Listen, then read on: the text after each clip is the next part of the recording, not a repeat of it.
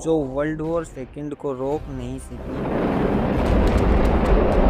Britain और France, जो इसके मेन मेंबर्स थे, उन्होंने शुरुआत में हिटलर का साथ दिया था। League of Nations treaty of Versailles का पार्ट था। इसी टाइम पर अमेरिकी प्रेसिडेंट फ्रैंकलिन डी रूजवेल्ट ने यूनाइटेड नेशन यानी यूएन का डिनोटेशन दिया। अलाइड कंट्रीज के फॉरेन मिनिस्टर्स एक नॉर्मल इंटरनेशनल ऑर्गेनाइजेशन को इस्टेब्लिश करने के लिए अग्रीड हुए। एम्बर्टन ऑक्स कॉन्फ्रेंस में यूएन के स्ट्रक्चर एंड प्रिंसिपल्स का ड्राफ्ट प्रिपेयर किया गया। 1945 तक सैन फ्रांसिस्को कॉन्फ्रेंस चला। पोलैंड ने 15 अक्टूबर को साइन किए और 51st फाउंडिंग मेंबर बने और 24 अक्टूबर 1945 को यूएन ऑफिशियली एस्टेब्लिश हुआ।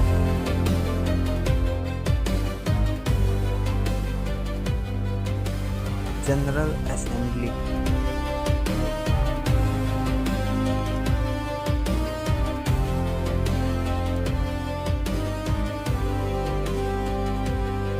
यूएनएससी दुनिया का पुलिसकर्मी कहलाता है। 5 परमानेंट मेंबर, पांचों में से कोई एक भी किसी रेजोल्यूशन के अगेंस्ट वोट करता है तो क्या सच में नेहरू जी ने यूएन की परमानेंट सीट चाइना को सौंप दी थी? बीजिंग को कैपिटल बनाया क्योंकि अमेरिका कम्युनिस्ट चीन को सिक्योरिटी काउंसिल से बाहर रखना चाहता था।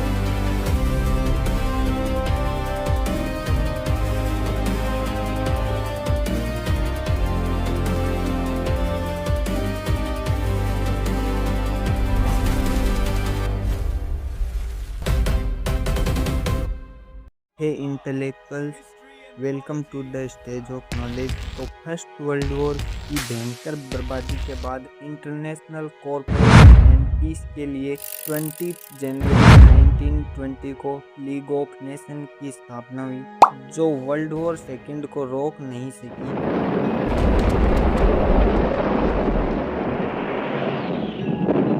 क्योंकि अमेरिका इसका मेन प्रोपोनेंट होने के बावजूद भी कभी इसका मेंबर नहीं बना। इसके पास अपनी खुद की आर्मी नहीं थी। The league of Nations did not have a standing army, जिससे ये किसी भी कंट्री पर मिलिट्री एक्शन नहीं कर सका। ब्रिटेन और फ्रांस, जो इसके मेन मेंबर्स थे, उन्होंने शुरुआत में हिटलर का साथ दिया था। ब्रिटेन बाद में हिटलर के खिलाफ हुआ था और ऐसा भी नहीं है कि ये सिर्फ वर्ल्ड वॉर को रोकने में विफल हुआ हो। इससे पहले 1931 में जापान ने मंचूरिया पर, इटली ने अबिसिनिया पर 1935 में अटैक किया, जिसको भी लीग ऑफ नेशन नहीं रोक सका। League of Nations treaty of Versailles का पार्ट था, जिसे कई कंट्रीज इनएक्विटेबल ट्रीटी मानती थी। लीग ऑफ नेशंस के बारे में मैं इसलिए बता रहा हूँ क्योंकि यूनाइटेड नेशंस इसी का सक्सेसर था। सेकेंड वर्ल्ड वॉर के दौरान 1 जनवरी 1942 को एक्सिस पावर के अगेंस्ट लड़ रहे 26 देशों के डेलीगेट्स ने वॉशिंगटन में अटलांटिक चार्टर का सपोर्ट करने वाले डिक्लेरेशन साइन किए। इसी टाइम पर अमेरिकी प्रेसिडेंट फ्रैंकलिन डी रूजवेल्ट ने यूनाइटेड नेशन यानी यूएन का डिनोटेशन दिया। अक्टूबर 1943 को मॉस्को और तेहरान कॉन्फ्रेंस में अलाइड कंट्रीज के फॉरेन मिनिस्टर्स एक नॉर्मल इंटरनेशनल ऑर्गेनाइजेशन को इस्टेब्लिश करने के लिए अग्रीड हुए। इसके बाद अगस्त से अक्टूबर 1944 में वॉशिंगटन डीसी में एम्बर्टन ऑक्स कॉन्फ्रेंस में यूएन के स्ट्रक्चर एंड प्रिंसिपल्स का ड्राफ्ट प्रिपेयर किया गया। फरवरी 1945 में याल्टा कॉन्फ्रेंस में रूजवेल्ट, विंस्टन चर्चिल और स्टालिन ने सिक्योर काउंसिल में कूलिंग प्रोसेस और अदर इश्यूज को सुलझाया। 25 अप्रैल टू 26 जून 1945 तक सैन फ्रांसिस्को कॉन्फ्रेंस चला, जिसमें 50 कंट्रीज के डेलीगेट्स ने यूनाइटेड नेशन चार्टर का लास्ट ड्राफ्ट तैयार किया और 25 जून 1945 को इस पर सभी 50 कंट्रीज के डेलीगेट्स ने साइन किए। पोलैंड ने 15 अक्टूबर को साइन किए और 51st फाउंडिंग मेंबर बना और 24 अक्टूबर 1945 को यूएन ऑफिशियली इस्टेब्लिश हुआ, लेकिन 1946 में इसका हेडक्वार्टर न्यूयॉर्क ट्रांसफ़र किया गया। इसी कारण 24 अक्टूबर को यूनाइटेड नेशंस डे मनाया जाता है। अब हम यूएन के पार्ट्स या ऑर्गन्स की बात करते हैं। सबसे पहले महासभा, जनरल असेंबली, इसका डिलिब्रेशंस और पॉलिसी मेकिंग का काम है। दुनिया की कुल 195 कंट्रीज में से 193 कंट्रीज इसकी मेंबर हैं। प्रत्येक को एक वोट डालने का अधिकार है। बाकी के 2 देश वेटिकन सिटी या होली सी और फिलिस्तीन ऑब्जर्वर स्टेट की कैटेगरी में रखे गए हैं। इनके पास फुल मेंबरशिप नहीं होती है। यूएनजीए के पास और भी कई पावर्स होती है, जैसे यूएन के बजट को कंसीडर और अप्रूव करना, सिक्योरिटी काउंसिल के 10 नॉन परमानेंट मेंबर्स का इलेक्शन कराना और उनके कहने पर जनरल सेक्रेटरी को अपॉइंट करना। इसमें 6 कमिटीज हैं। यूएनजीए का अभी 80th सेशन चल रहा है, जिसके चेयरमैन अन्नालेना बेयरबार जर्मनी से है। इसकी थीम है better together 80 years and more for piece, development and human rights. अब यूएन के नेक्स्ट पार्ट की बात करते हैं। United nation security council UNSC दुनिया का पुलिसकर्मी कहलाता है। इसका काम दुनिया भर में हो रहे विवादों को सुलझाने के लिए सैंक्शन लगाना और फोर्स यूज करना। इस काउंसिल में कुल 15 मेंबर होते हैं, जिनमें से 5 permanent member America, Russia, China, France और यूनाइटेड किंगडम। इनके पास वीटो पावर होती है, जिसका मतलब 5 में से कोई एक भी किसी रेजोल्यूशन के अगेंस्ट वोट करता है तो वह रेजोल्यूशन यूएन में पास नहीं हो सकता। अब पहले ये जानते हैं कि क्या सच में नेहरू जी ने यूएन की परमानेंट सीट चाइना को सौंप दी थी। चलिए जानते हैं। चाइना के पास 1945 जब यूएन बना था तब से सिक्योरिटी काउंसिल की परमानेंट सीट थी, लेकिन 1949 में चाइना में सिविल वॉर स्टार्ट हुआ, जिसने चाइना को 2 टुकड़ों में बांट दिया। एक सिविल वॉर हारने के बाद चियांग काई शेक की लीडरशिप वाली पुरानी Republic of China ROC government Taiwan में सिमट कर रह गई।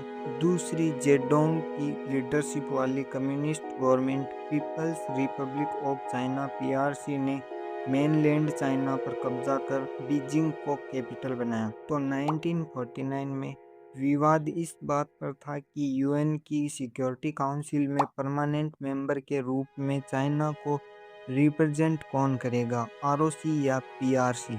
तो अगस्त 1950 में अमेरिका ने भारत को चाइना की जगह सिक्योरिटी काउंसिल का परमानेंट मेंबर बनने का सजेशन दिया, क्योंकि अमेरिका कम्युनिस्ट चीन को सिक्योरिटी काउंसिल से बाहर रखना चाहता था। 1955 में सोवियत यूनियन या रशिया के प्रीमियर निकोलाई बुल्गानिन ने भी नेहरू को प्रपोजल दिया कि सिक्योरिटी काउंसिल को एक्सपेंड करके इंडिया को 6 permanent member of security council के रूप में शामिल किया जा सकता है, पर नेहरू जी ने दोनों मौकों पर यह कहकर प्रपोजल टाल दिया कि भारत को चीन की कीमत पर यह सीट नहीं चाहिए।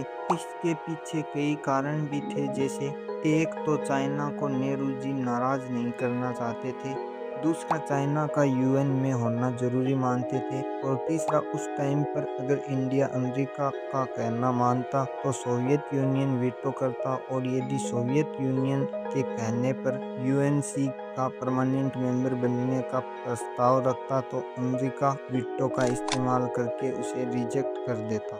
अब 10 नॉन परमानेंट मेंबर्स जो 2 इयर्स के लिए चुने जाते हैं। इंडिया अब तक कुल 8 बार यूएन का नॉन परमानेंट मेंबर बन चुका है, अभी वर्तमान में इसका मेंबर नहीं है। इसका अगला पार्ट है इकोनॉमिक एंड सोशल काउंसिल। ये यूएन का मेन पार्ट है जो इकोनॉमिक, सोशल एंड एनवायरनमेंट जैसे मुद्दों पर काम करता है। इसका मेन काम सस्टेनेबल डेवलपमेंट गोल्स हैं, जिसमें पॉवर्टी, एजुकेशन एंड एनवायरनमेंट से जुड़े 17 गोल्स हैं, जिन्हें 2030 तक पूरा करने का संकल्प है। इसकी इस बार की थीम है transformative, equitable, innovative and coordinated actions for 2030 agenda and its SDGs for a sustainable future for all. Economic and social council में कुल 54 मेंबर कंट्रीज होती है, जिन्हें जनरल असेंबली द्वारा 3 साल के लिए सिलेक्ट किया जाता है। हर साल नए 18 मेंबर्स सिलेक्ट होते हैं। इंडिया वर्तमान में इसका मेंबर है। लोक बहादुर थापा नेपाल से इसके चेयरमैन हैं। अब यूएन का अगला part international court of justice, जिसे वर्ल्ड कोर्ट भी कहा जाता है। इसका headquarter piece palace the Hague में है, जबकि बाकी सभी पार्ट्स के हेडक्वार्टर्स न्यूयॉर्क में थे। वर्तमान में इसका प्रेजाइडिंग जज यूजी इवासावा जापान से है। इसमें कुल 15 जजेज होते हैं, जिनका चुनाव जनरल असेंबली और सिक्योरिटी काउंसिल द्वारा 9 इयर्स के टेन्योर के लिए होता है। इंडिया के जज दलवीर भंडारी 2027 तक आईसीजे के मेंबर रहेंगे। इंटरनेशनल कोर्ट ऑफ जस्टिस का काम दुनिया भर के सभी देशों के बीच बॉर्डर, लैंड, वाटर एटसेट्रा से जुड़े डिस्प्यूट्स को इंटरनेशनल लॉ के अनुसार सुलझाना, साथ ही यूनाइटेड नेशंस के अदर ऑर्गन्स और स्पेशलाइज्ड एजेंसीज के द्वारा पूछे गए लीगल क्वेश्चंस पर अपने ओपिनियंस देना। आईसीजे की इंग्लिश और फ्रेंच ऑफिशियल लैंग्वेज है। यूएन का नेक्स्ट ऑर्गन है सेक्रेटेरिएट। ये यूएन का एडमिनिस्ट्रेटिव सेंटर है। यूएन के डेली टास्क को हैंडल करता है और जनरल असेंबली और सिक्योरिटी काउंसिल के द्वारा बनाए गए प्रोग्राम एंड पॉलिसीज को इम्प्लीमेंट करता है। सेक्रेटेरिएट को सेक्रेटरी जनरल लीड करते हैं। वर्तमान में एंटोनियो गुटेरेस इस पोजीशन पर है। बात करें इसके मेन फंक्शंस की, तो पहला इसका काम मैनेजमेंट का, यानी पीस कीपिंग मिशंस को मैनेज करना और इंटरनेशनल डिस्प्यूट में मीडिएशन करना। दूसरा रिसर्च, यानी दुनिया भर के इकोनॉमिक एंड सोशल ट्रेंड्स की स्टडीज करना और human right and sustainable development की रिपोर्ट तैयार करना। तीसरा इंटरनेशनल कॉन्फ्रेंसेज को ऑर्गेनाइज करना, यूएन के डॉक्यूमेंट ट्रांसलेट करना। चौथा कम्युनिकेशन, यानी दुनिया भर की मीडिया और जनता को यूएन के वर्क की जानकारी देना। अब बाकी बचा ट्रस्टीशिप काउंसिल। इसे उन इलाकों की देखरेख के लिए बनाया गया था जो इंडिपेंडेंट नहीं थे। 1994 में पलाऊ की इंडिपेंडेंस के बाद यूएन का यह पार्ट बंद सा पड़ा है। ठीक है, यूएन के 6 ऑर्गन्स की बात हो गई। अब ये जानते हैं कि यूएन का खर्चा कैसे चलता है। यूएन के पास फंड 2 तरीकों से आता है। असेस्ड कंट्रीब्यूशंस, ये हर एक कंट्री को देना पड़ता है, मैंडेटरी है। देश की जीडीपी के आधार पर तय होता है। अमेरिका की बात करें तो अमेरिका का हिस्सा घटकर मात्र 22% रह गया है, जबकि चाइना, जो पहले 1% से कम कंट्रीब्यूशन करता था, अब 20% करता है। इंडिया ने 2026 के यूएन असेस्ड कंट्रीब्यूशन में $35.187 मिलियन, ऑलमोस्ट 1.01% पे किया। इसके बाद दूसरा वॉलेंट्री कंट्रीब्यूशन, ये देशों के द्वारा अपनी मर्जी से दिया हुआ फंड है। यूएन का 80% से ज़्यादा ह्यूमैनिटेरियन एंड डेवलपमेंट वर्क इसी फंड पर चलते हैं। इसमें सरकारें किसी खास प्रोजेक्ट या देश के लिए पैसे डोनेट करती है, जिसे ईयरमार्क फंडिंग कहते हैं। अदर सोर्स जैसे कंपनीज और फाउंडेशन भी इनको फंड करते हैं। वर्तमान में यूनाइटेड नेशंस की 15 स्पेशलाइज्ड एजेंसीज है। थोड़ा इनके बारे में भी जानते हैं। वर्ल्ड हेल्थ ऑर्गेनाइजेशन 7 अप्रैल 1948 को इस्टेब्लिश हुआ। इसी दिन वर्ल्ड हेल्थ डे मनाया जाता है। हेडक्वार्टर जिनेवा स्विट्जरलैंड में है। इसका ऑब्जेक्टिव दुनिया भर के लोगों की हेल्थ के लेवल को इंक्रीज करना और बीमारियों को रोकना और हेल्थ स्टैंडर्ड्स को डिसाइड करना। अगला United Nation Educational, Scientific and Cultural Organization UNESCO 16 नवंबर 1945 को इस्टेब्लिश हुआ। हेडक्वार्टर पेरिस, फ्रांस में है। इसका objective education, science and culture के माध्यम से इंटरनेशनल पीस एंड सिक्योरिटी को प्रमोट करना ये लिटरेसी को प्रमोट करता है, दुनिया भर की हिस्टोरिकल साइट्स को वर्ल्ड हेरिटेज साइट्स डिक्लेयर कर उनको प्रोटेक्ट करने में मदद करता है। Next, International Labour Organization ILO, स्थापना 1919 under the treaty of Versailles, headquarter Geneva Switzerland में। इसका ऑब्जेक्टिव सोशल जस्टिस और राइट्स ऑफ वर्कर्स को प्रोटेक्ट करना। यह दुनिया भर में एम्प्लॉयमेंट स्टैंडर्ड्स को सेट करता है। ILO को 1969 में and the Nobel gold peace medal prize भी to the मिल चुका Nobel है। Peace. Next, Food and Cultural Organization FAO 16 अक्टूबर 1945 को इस्टेब्लिश हुआ, हेडक्वार्टर रोम इटली में है।